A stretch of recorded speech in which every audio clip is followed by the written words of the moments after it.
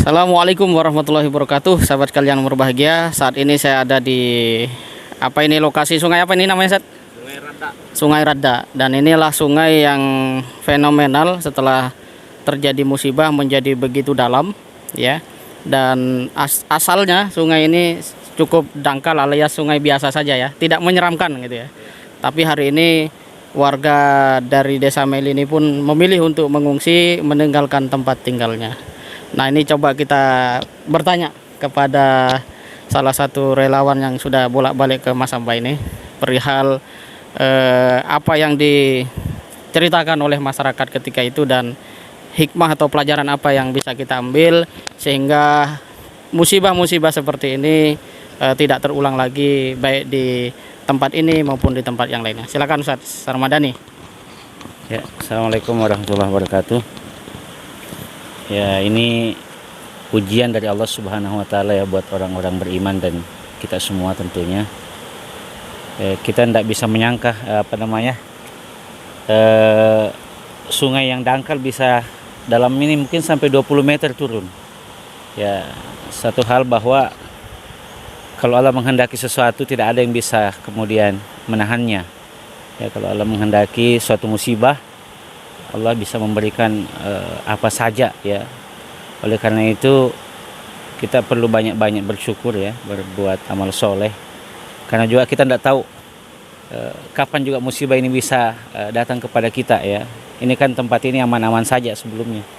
Tapi dengan kondisi ini betul-betul nampak kebesaran Allah bahwa Allah bisa menggerakkan batu yang begitu besar, menggali sungai yang dangkal kemudian dalam, menghanyutkan pasir dan banyak sekali.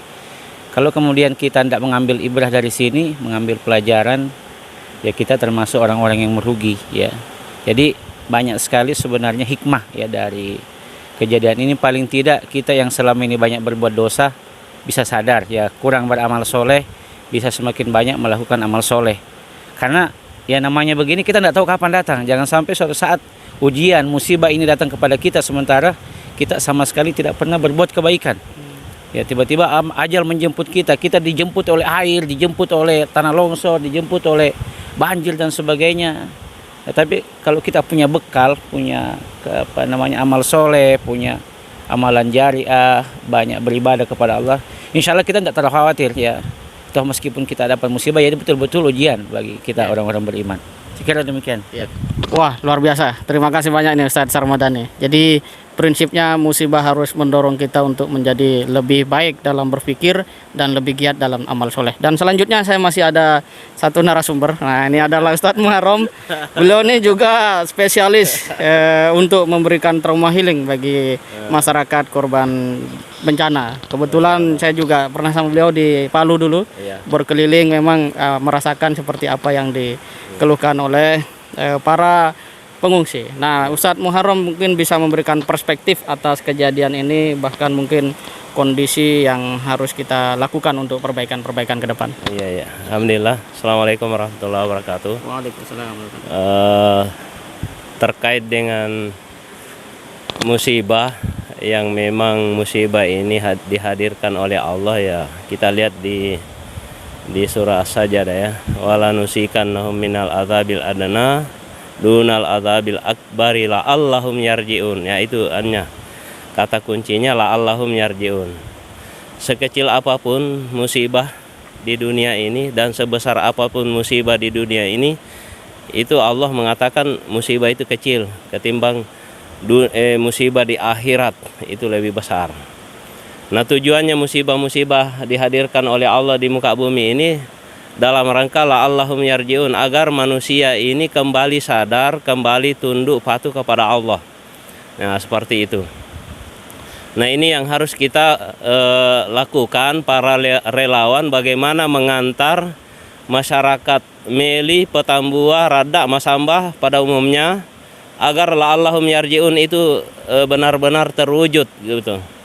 Karena mungkin sekian lama ini kita lalai, kita lupa kepada Allah, sibuk dengan dunia yang Allah perlihatkan kepada kita. Dunia yang kita kejar sekejap saja Allah hilangkan gitu dari kita. yang sekian puluh tahun, bertahun-tahun kita kejar, dalam waktu sekejap Allah habiskan, Allah pisahkan dengan kita.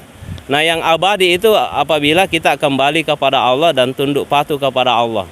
Ya, mudah-mudahan kita semua, masyarakat yang ada di Meli, Petambua, Radda, Masamba ini, lewat kreativitas, lewat kesabaran dan keistiqomahan para relawan mengantar masyarakat kita untuk kembali kepada Allah. Itu harapan kita semuanya. Mudah-mudahan kita semua ini menjadikan benar-benar menjadikan ini ibrah yang bermanfaat kita, sehingga kita kembali ke hadapan Allah Subhanahu wa taala dengan kembali yang diridhoi oleh Allah, ridho dan diridhoi oleh Allah. Saya kira gitu, ya. Baik, terima kasih banyak Ustadz Muharram, dan ini luar biasa sahabat sekalian yang berbahagia, bagaimana sebuah musibah itu mesti mendorong kita untuk kembali kepada Allah sebagai bentuk kesadaran diri kita atas ketidakberdayaan. Pada saat yang sama juga hakikat dari dunia yang kata beliau tadi dihimpun puluhan tahun dihilangkan hanya dalam waktu sekejap. Maka sangat merugi orang yang terlalu mencintai dunia, lupa kepada Allah. Dan semoga saja dengan musibah yang terjadi ini rahmat Allah turun, keberkahan Allah turun, dan kita menjadi orang-orang yang senantiasa dekat kepadanya. Demikian, semoga bermanfaat. Assalamualaikum warahmatullahi wabarakatuh.